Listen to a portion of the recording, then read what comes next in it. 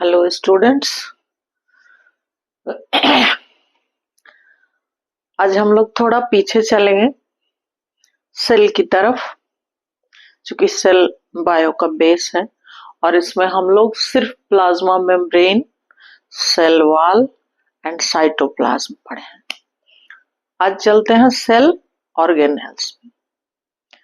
Cell organelles में starting में first of all we have to study about mitochondria.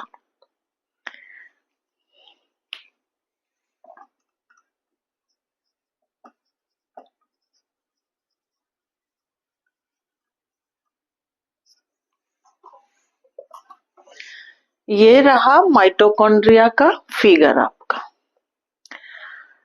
सबसे पहले तो ये देखना है कि माइटोकॉन्ड्रिया कहाँ पाया जाता है, किन किन सेल में पाया जाता है।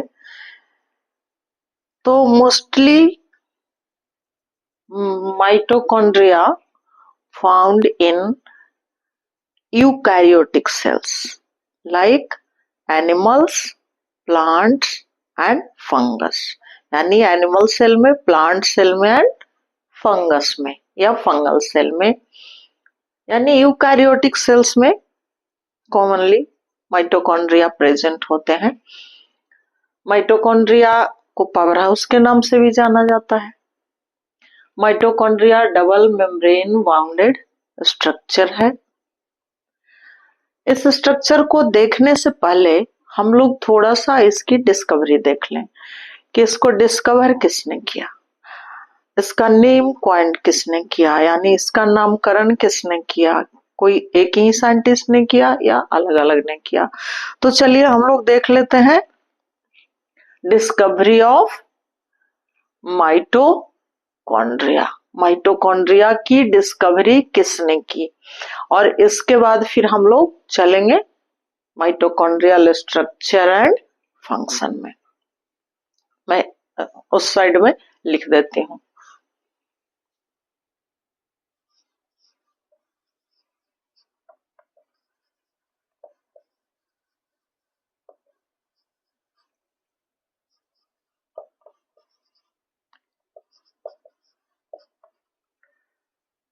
सेवन सेकंड है आपका, ये है सॉरी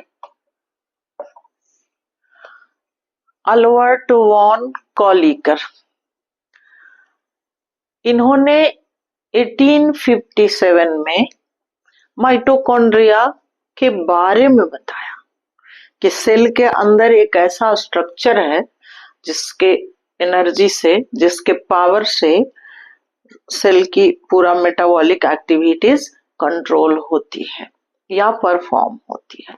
तो ये बताया अल्बर्ट वॉन कॉलीकर ने 1857 में। बट इन्होंने अभी जो हम लोग माइटोकॉन्ड्रिया के नाम से इसे जानते हैं, इस नाम को क्वाइन नहीं किया, इस नाम के बारे में उन्होंने नहीं बताया, यानी नामकरण नहीं किया इसका, सिर्फ इसके बारे में बताया 1857 में अल्बर्ट वॉन कॉलीकर ने। इसके बाद रिचर्ड अल्टमान ने, दूसरे साइंटिस्ट ने इसका एक नाम दिया। और उन्होंने क्या नाम दिया? उन्होंने इसका नाम दिया बायोब्लास्ट्स।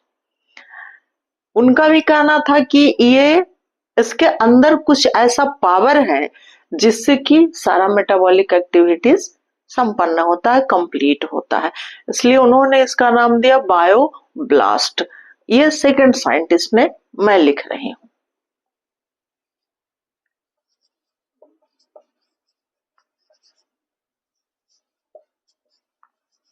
वर्तमान इन्होंने दिया 1886 में।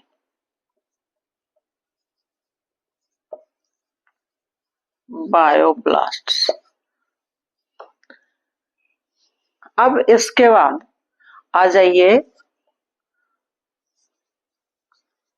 कार्ल वेंडा ने दिया आपको 1898 में माइटोकॉन्ड्रिया।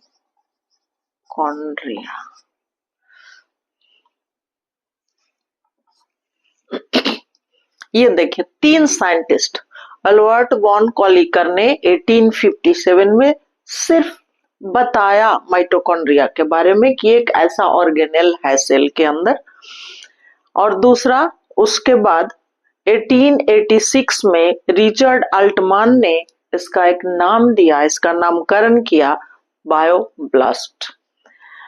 और उन्होंने भी सेम थिंग कि इसमें कुछ ऐसा पावर है, एनर्जी रिलीज करता है जो सारे मेटाबॉलिक एक्टिविटीज को कंट्रोल करता है या चलाता है। लेकिन ये 1886 के बाद आफ्टर 12 इयर्स यानी 12 साल बाद 1898 में कार्ल वेंडा ने माइटोकॉन्ड्रिया नाम से इसे बुलाया या एक टर्म क्वाइन किया, एक शब्द गढ़ा माइटोकॉन्ड्रिया इसके लिए, और तब से अभी तक के ये माइटोकॉन्ड्रिया ही चला आ रहा है। चलिए ये तो हो गई इसकी डिस्कवरी, यानी अब इसके लिए ये याद रखिएगा कि फर्स्ट ऑफ ऑल कॉलिकर ने दिया इसके बारे में कि एक ऑर्गन है, ये सॉरी सेल ऑर्गेनेल है ऐसा। उसके बाद नामकरण किया रिचर्ड ने, लेकिन बायोब्लास्ट के नाम से। उसके फिर बाद 12 साल बाद कार्ल वेंडा ने इसको माइटोकॉन्ड्रिया नाम दिया, जो आज तक के एक्सेप्टेड है। अब हम लोग चलते हैं इसके स्ट्रक्चर में।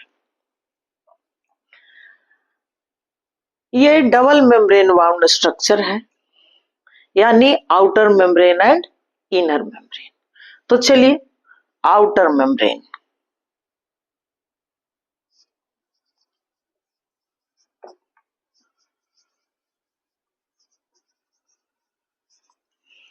आउटर मेम्ब्रेन, ये आउटर मेम्ब्रेन है, देख रहे हैं बिल्कुल सीधा सा, जो माइटोकॉन्ड्रिया का शेप डिफाइन करता है, प्रोटेक्शन देता है।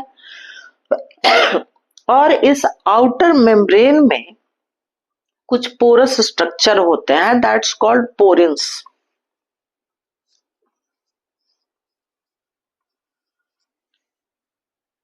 पोरिन्स, अब ये पोरिन्स क्या है, व्हाट इज पोरिन्स? ये तो आउटर मेम्ब्रेन शेप डिफाइन किया, और किस चीज का बना होता है आउटर मेम्ब्रेन? आप याद कीजिए, थोड़ा सा पीछे चलिए, प्लाज्मा मेम्ब्रेन हम लोग पढ़े थे। प्लाज्मा मेम्ब्रेन में या सेल मेम्ब्रेन, तो ये प्लाज्मा मेम्ब्रेन किस चीज का बना होता है? फॉस्फोलिपिड बाइलेयर्स एंड प्रोटीन्स का। यहाँ भी ये फॉस्फोलिपिड बाइलेयर एंड प्रोटीन्स के बने हुए ही हैं। अब ये membrane phospholipid bilayer and proteins के बने हुए हैं। अब पोरिन्स क्या है? तो फिर थोड़ा सा पीछे चलिए और फिर थोड़ा सा याद कीजिए, प्रोटीन्स का फंक्शन क्या था उसमें? Channel protein and carrier protein, यानी आयंस और मॉलिक्यूल्स के आवागमन के लिए, एक्सचेंज के लिए चैनल प्रोटीन थे, और कैरियर प्रोटीन, दोनों में थोड़ा डिफरेंस था। कैरियर प्रोटीन जो था वो उसको कैरी करके ले जाता था, चैनल प्रोटीन के थ्रू खुद चले जाते थे। तो यहाँ भी ये चैनल प्रोटीन ही है, यानी उनके छोटे छोटे पोर्स जो है उसको पोरिन्स के नाम से जानते हैं। यहाँ भी आयोनिक एक्सचेंज या मॉलिक्यूलर एक्सचेंज के लिए ही आउटर मेम्ब्रेन्स में चैनल प्रोटीन्स होते हैं, और जिसे पोरिन्स के नाम से जानते हैं। अब ये हो गया हमारा आउटर मेम्ब्रेन। अब चलते हैं हम लोग इनर मेम्ब्रेन में। ये है हमारा इनर मेम्ब्रेन।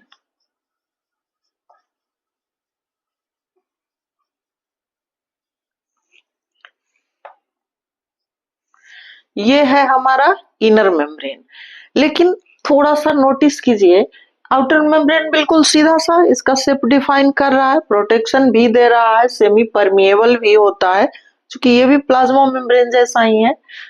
इसका स्ट्रक्चर भी प्रोटीन एंड फॉस्फोलिपिड बाइलेयर का बना हुआ है, चैनल प्रोटीन्स भी इसमें है। लेकिन इनर मेम्ब्रेन जो है ये बीच बीच में मुड़ा हुआ है, और मुड़ करके और अंदर इस तरह से उंगली जैसा स्ट्रक्चर यानी फोल्डिंग्स बना रहा है। इनर मेम्ब्रेन, इनर मेम्ब्रेन ये इंटरनल एक्सटेंशन के कारण या ये इनर फोल्डिंग बना करके या फिंगर लाइक प्रोजेक्शंस का फॉर्मेशन करके, यानी किसी भी तरह से इसमें फोल्ड बना हुआ है, ये फोल्ड बनाया हुआ है और इस फोल्ड को, इस फिंगर लाइक प्रोजेक्शंस को क्रिस्टी के नाम से जानते हैं। कोई भी देख लीजिए, इसमें से कोई भी प्रोजेक्शन जो अंदर की ओर है, inner membrane forms finger like projections और फिंगर लाइक फोल्डिंग्स और एक्सटेंशन, कुछ भी कह सकते हैं, यानी आगे उंगली जैसी रचनाएं बनाता है। और इन फोल्डिंग्स को, इस स्ट्रक्चर को क्रिस्टी के नाम से जानते हैं। इस स्ट्रक्चर को क्रिस्टी के नाम से जानते हैं, यानी इनर मेम्ब्रेन मुड़ करके अंदर की ओर उंगली जैसी रचनाएं बनाती है, एक्सटेंशन बनाती है, फोल्डिंग्स बनाती है, दैट्स कॉल्ड क्रिस्टी। अब ये जितने भी क्रिस्टी हैं, जितने भी फोल्डिंग्स हैं, उनके ऊपर आपको दिखाई पड़ रहा है कि कुछ छोटे छोटे ग्रेनुलर स्ट्रक्चर हैं, ये सारे क्रिस्टी के ऊपर प्रेजेंट होते हैं। मैं यहां सब पे बना नहीं पाई हूं। इसे ऑक्सीसोम, F1 पार्टिकल्स या एटीपी सिंथेज के नाम से जानते हैं। इन पार्टिकल्स को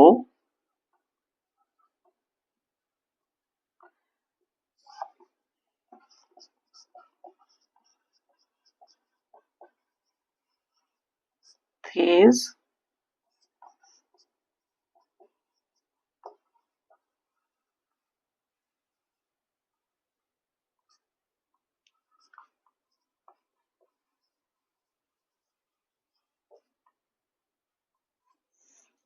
देखिए, इसे 3 नाम से जानते हैं, ATP synthase, F0 F1 particles और ऑक्सीसोम।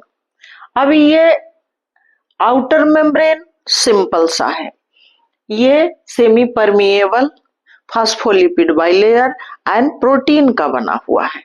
इसमें प्रोटीन चैनल्स भी होते हैं जिसे पोरिन्स के नाम से जानते हैं, और ये आयोनिक एक्सचेंज या मॉलिक्यूलर एक्सचेंज का यानी ट्रांसपोर्टेशन का काम करता है। अब इसके बाद इनर मेम्ब्रेन में क्या देखते हैं कि इनर मेम्ब्रेन इंटरनली यानी अंदर की ओर, मैट्रिक्स की ओर फिंगर लाइक प्रोजेक्शंस या फिंगर लाइक फोल्डिंग्स या फिंगर लाइक एक्सटेंशन का फॉर्मेशन करता है, दैट्स कॉल्ड क्रिस्टी। उस उंगली जैसी रचना को क्रिस्टी के नाम से जानते हैं। और each cristae contains a molecular structure, many molecular structures, that's called ATP synthase और F0 F1 particles और ऑक्सीसोम। अब ये मॉलिक्यूलर स्ट्रक्चर जो दिख रहा है, इसे ही एटीपी सिंथेज या F0 F1 पार्टिकल्स या ऑक्सीसोम के नाम से जानते हैं। तीनों नाम इसी का है। अब इसका स्ट्रक्चर थोड़ा सा अलग से देख लेते हैं हम लोग। ऑक्सीसोम या एटीपी सिंथेज का स्ट्रक्चर कैसा होता है।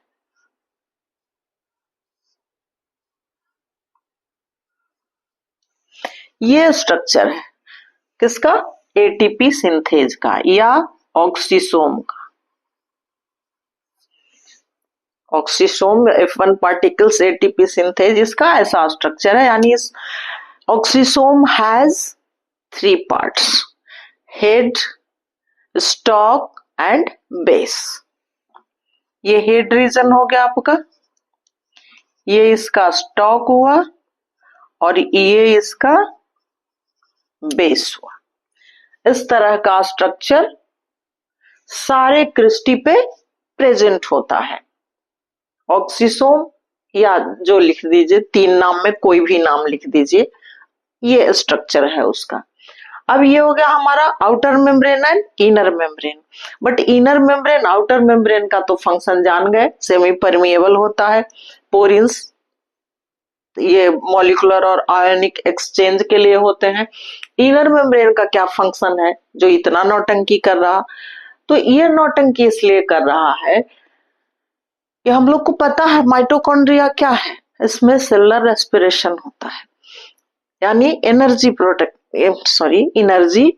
प्रोडक्शन, एनर्जी का उत्पादन होता है।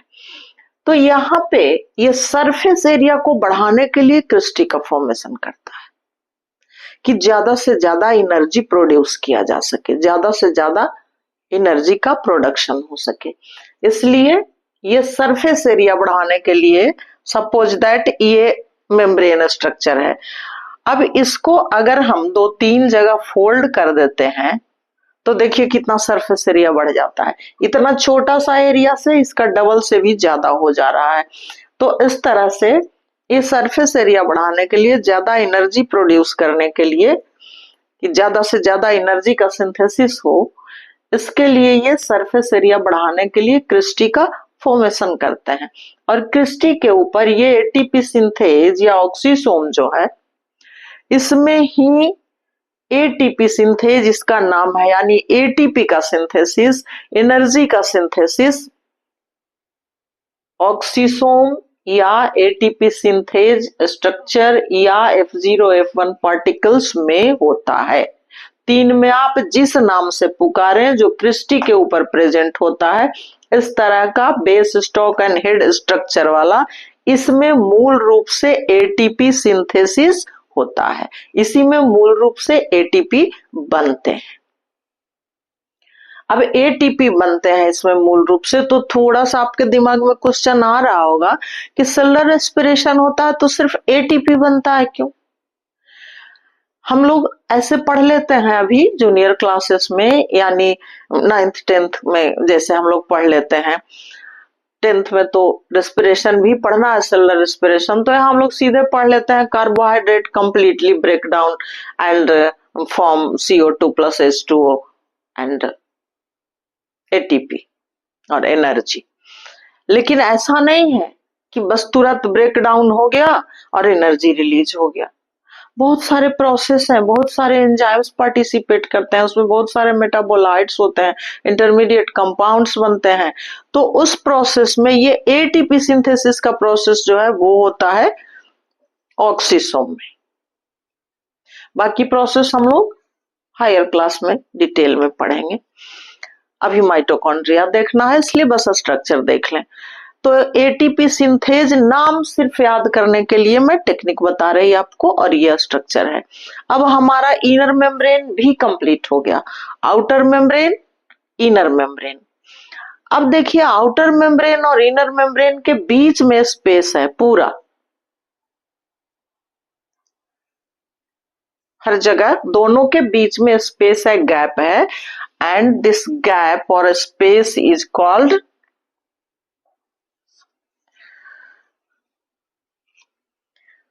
मैं ऑक्सीसोम को मिटा दे रही हूं। इससे आप लोग को पता है इंटरसेलुलर स्पेस, इंट्रासेलुलर स्पेस, तो same inter membrane space, inter membrane space, ये भी इंटर मेम्ब्रेन स्पेस है, यानी दोनों मेम्ब्रेन के बीच का स्पेस है। अब मेम्ब्रेन हो गया कंप्लीट हमारा, outer, inner, cristae, oxysome, porins and inter membrane space. अब हम लोग चलते हैं मैट्रिक्स में। चूंकि हर सेल या सेल ऑर्गेनेल में कोई ना कोई बेसिक सेमी लिक्विड सब्सटेंस होते हैं, जिसमें और भी बहुत सारे स्ट्रक्चर प्रेजेंट होते हैं। तो यहाँ भी इसके बीच में, ये तो दोनों मेम्ब्रेन ही है, अब इसके बीच में यही गैप बचा, इसमें बेसिक कोई लिक्विड सब्सटेंस होगा ही होगा, तो उसे मैट्रिक्स के नाम से जानते हैं।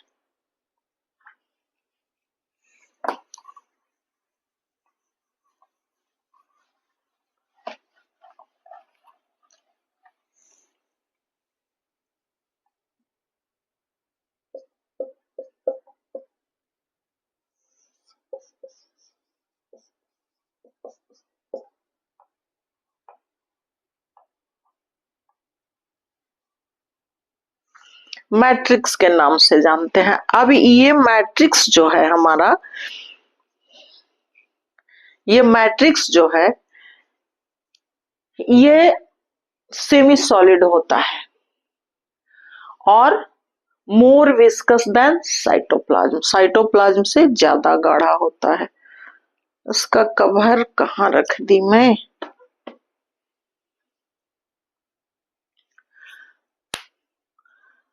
ये साइटोप्लाज्म से ज्यादा गाढ़ा होता है क्योंकि इसमें पानी का परसेंटेज साइटोप्लाज्म के अपेक्षाकृत कम होता है, लेकिन ये भी सेमी सॉलिड सब्सटेंस ही है, बेसिक सब्सटेंस, जिसको मैट्रिक्स के नाम से जानते हैं। अब इस मैट्रिक्स में बहुत सारे स्ट्रक्चर प्रेजेंट होते हैं, जैसे आपको दिख रहा होगा ये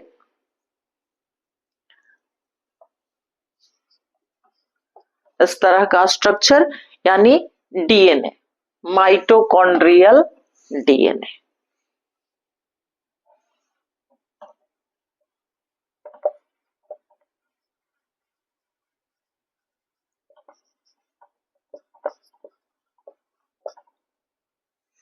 माइटोकॉन्ड्रियल डीएनए, ये देखिए राइबोसोम,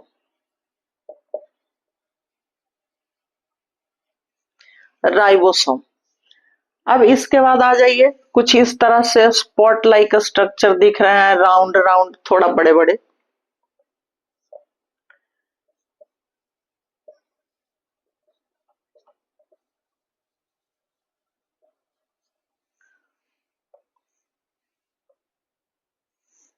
यह है मैट्रिक्स ग्रैन्यूल। अब क्या क्या मिल गया हम लोग को? मैट्रिक्स, मैट्रिक्स में क्या क्या मिला? माइटोकॉन्ड्रियल डीएनए, राइबोसोम और मैट्रिक्स ग्रैन्यूल। ऐसे हम लोग जानते हैं कि डीएनए कहाँ प्रेजेंट होता है? न्यूक्लियस में। राइबोसोम कहाँ प्रेजेंट होता है? सेल साइटोप्लाज्म में। बट यहाँ माइटोकॉन्ड्रिया में भी डीएनए प्रेजेंट है एंड कॉल्ड माइटोकॉन्ड्रियल डीएनए। यहां भी राइबोसोम प्रेजेंट है। अब ये दोनों का फंक्शन क्या है? राइबोसोम का फंक्शन है प्रोटीन सिंथेसिस, यहां भी ये प्रोटीन सिंथेसिस ही करता है। डीएनए का काम है ट्रांसक्रिप्शन, रिप्लिकेशन, तो यहाँ ये ट्रांसक्रिप्शन का काम करता है, यानी ये दोनों मिलकर के प्रोटीन सिंथेसिस करते हैं। ये ट्रांसलेशन, ट्रांसक्रिप्शन, रिप्लिकेशन, ये सारे भी आपको 12th क्लास में अकॉर्डिंग टू सिलेबस में बोल रही तो पढ़ना है। ट्रांसक्रिप्शन मतलब प्रोटीन सिंथेसिस, समझ रहे हैं? क्लियर। राइबोसोम प्रोटीन सिंथेसिस करता है, यानी प्रोटीन बनाने का काम करता है। माइटोकॉन्ड्रियल डीएनए ट्रांसक्रिप्शन का काम करता है। Transcription means double stranded DNA से सिंगल स्ट्रैंडेड ये स्ट्रक्चर बनाता है and that's called RNA, messenger RNA. तो उसका भी फंक्शन है प्रोटीन सिंथेसिस में, यानी माइटोकॉन्ड्रियल डीएनए ट्रांसक्रिप्शन करके आरएनए फॉर्मेशन करता है, राइबोसोम प्रोटीन सिंथेसिस करता है, यानी प्रोटीन बनाता है। अब ये सोच लीजिए कि माइटोकॉन्ड्रिया खुद से भी आधा काम कर ले रहा है, मतलब सेल पे डिपेंडेंट नहीं है, न्यूक्लियस पे डिपेंड नहीं करता है, लेकिन ऐसा नहीं है। ये डीएनए ट्रांसक्रिप्शन करते हैं, messenger RNA formation, protein synthesis ribosome करते हैं, बट फिर भी माइटोकॉन्ड्रिया न्यूक्लियस पे, सेल पे डिपेंड करता है। इसलिए माइटोकॉन्ड्रिया को सेमी ऑटोनोमस ऑर्गेनेल्स भी कहते हैं। ऑटोनोमस मीन्स होता है स्वायत्त शासी, मतलब जो खुद पे डिपेंड करता है, लेकिन सेमी ऑटोनोमस यानी अर्ध, पूर्ण रूप से ये सेल्फ इंडिपेंडेंट नहीं है।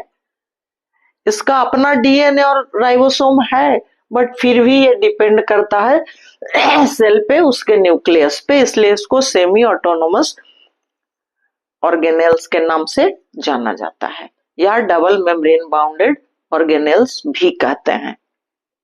ये दो में कोई भी क्वेश्चन अगर आए आपको तो समझ लीजिएगा, डबल मेम्ब्रेन बाउंडेड स्ट्रक्चर तो माइटोकॉन्ड्रिया के बारे में पूछ रहा, या एक और मिलेगा क्लोरोप्लास्ट। सेमी ऑटोनोमस ऑर्गेनेल्स तो भी समझ लीजिएगा माइटोकॉन्ड्रिया के बारे में पूछ रहा है। अब इसके बाद आइए, ये मैट्रिक्स ग्रेन्यूल क्या है। ग्रेन्यूल्स एक तो नहीं होता, बहुत सारे होते हैं।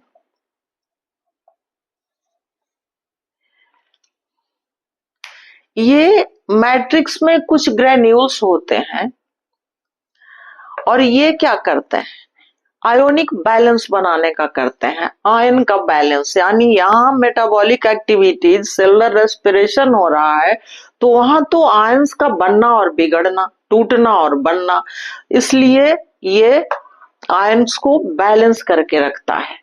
ज्यादा सेल में आयंस न बढ़ जाए या उनकी रिक्वायरमेंट है वो कम ना हो जाए, इसलिए ये स्टोर रखता है, उसको बैलेंस करके रखता है, कैल्शियम वगैरह को। ये है ग्रेन्यूल्स। और आगे डिटेल में हम लोग को जाना नहीं, according to 9th standard. Mitochondria हो गया, इसमें आपका हो गया outer membrane, semi permeable, protein phospholipid bilayers का बना हुआ। इसमें प्रोटीन चैनल्स भी होते हैं, पोरिन्स, जहां से आयोनिक एंड मॉलिक्यूलर एक्सचेंज का काम होता है। Inner membrane like projections, foldings या एक्सटेंशन का फॉर्मेशन करता है अंदर की ओर। और ये एक्सटेंशन या फोल्डिंग्स को क्रिस्टी के नाम से जानते हैं हम। क्रिस्टी के ऊपर एटीपी सिंथेज या F0 F1 पार्टिकल्स या ऑक्सीसोम प्रेजेंट होते हैं, जहां पे एटीपी सिंथेसिस होता है रेस्पिरेशन में। इसका स्ट्रक्चर मैं अभी बताई, बेस, स्टॉक और हेड रीजन होते हैं। ये सारे क्रिस्टी पे, पूरे क्रिस्टी पे पाए जाते हैं, यहाँ एटीपी का सिंथेसिस होता है। अब इसके बाद इन दोनों मेम्ब्रेन के बीच में जो गैप है, जो स्पेस है, उसे इंटर मेम्ब्रेन स्पेस के नाम से जानते हैं। इसके बीच में बेसिक सेमी लिक्विड सब्सटेंस भरा हुआ है, जो साइटोप्लाज्म के अपेक्षाकृत ज्यादा गाढ़ा होता है, ज्यादा विस्कस होता है। That's called matrix. मैट्रिक्स में माइटोकॉन्ड्रियल डीएनए प्रेजेंट होते हैं, that's called mitochondrial DNA. Ribosome are also present in matrix and some matrix granules are present in mitochondria. अब इनका फंक्शन देख लीजिए। माइटोकॉन्ड्रियल डीएनए ट्रांसक्रिप्शन यानी मैसेंजर आरएनए का formation करते हैं, राइबोसोम प्रोटीन सिंथेसिस करता है, मैट्रिक्स ग्रेन्यूल जो है वो आयोनिक बैलेंस करता है। इस तरह से माइटोकॉन्ड्रिया हाफ काम करीब करीब खुद कर लेता है, इसलिए इसको सेमी ऑटोनोमस ऑर्गेनेल्स के नाम से भी जाना जाता है। सेमी इसलिए कि टोटल काम ही खुद नहीं कर पाता, इतना सिंथेसिस के बावजूद भी इसको डिपेंड करना पड़ता है सेल या न्यूक्लियस पे। यानी आप अगर उस तरह का क्वेश्चन आए तो लिख सकते हैं, because mitochondria contains DNA and ribosome and ये protein synthesis occurs in mitochondria, but still it depends on cell and nucleus, इसलिए इसको सेमी ऑटोनोमस ऑर्गेनेल्स के नाम से जानते हैं। तो ये हो गया आपका माइटोकॉन्ड्रिया का स्ट्रक्चर।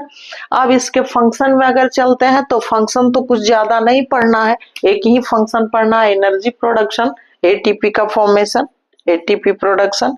चूंकि इसमें सेलुलर रेस्पिरेशन होता है, आप पढ़ेंगे आगे 10th क्लास में, मैं बताऊंगी।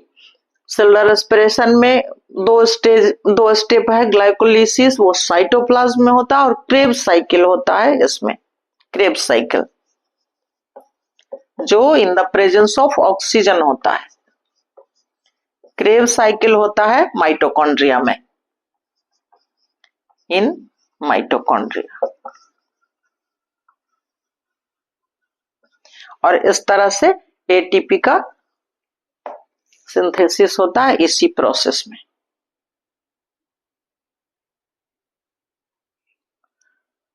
F1 पार्टिकल्स ऑक्सीसोम या एटीपी सिंथेज में। तो मेन फंक्शन इसका है एनर्जी प्रोडक्शन, एटीपी सिंथेसिस। ऐसे तो फंक्शन बहुत सारे हो जाएंगे। ग्रेन्यूल्स का है तो आयोनिक बैलेंस है या कैल्शियम स्टोरेज है, या इसके अलावा भी और बहुत सारे फंक्शन है, फर्दर हम लोग पढ़ेंगे जैसे जैसे बढ़ते चलेंगे। तो ये हो गया आज आपका माइटोकॉन्ड्रिया। और हम लोग बेस थोड़ा अच्छे से देख लें तो फिर धीरे धीरे बढ़ते चलेंगे। बहुत सारे काम आगे हम लोग को पढ़ने के लिए मिलेंगे, जैसे डीएनए का रिप्लिकेशन है, ट्रांसक्रिप्शन है, ट्रांसलेशन है, सारे फिजियोलॉजी।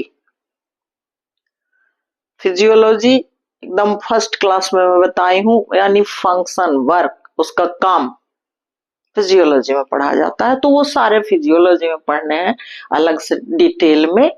यहाँ अभी बस माइटोकॉन्ड्रिया स्ट्रक्चर में outer membrane, inner membrane, porins, cristae, ATP synthase, matrix, ये mitochondrial DNA, ribosome, matrix, granules, ATP formation इसका फंक्शन हो गया, और आयोनिक बैलेंस भी लिख सकते हैं।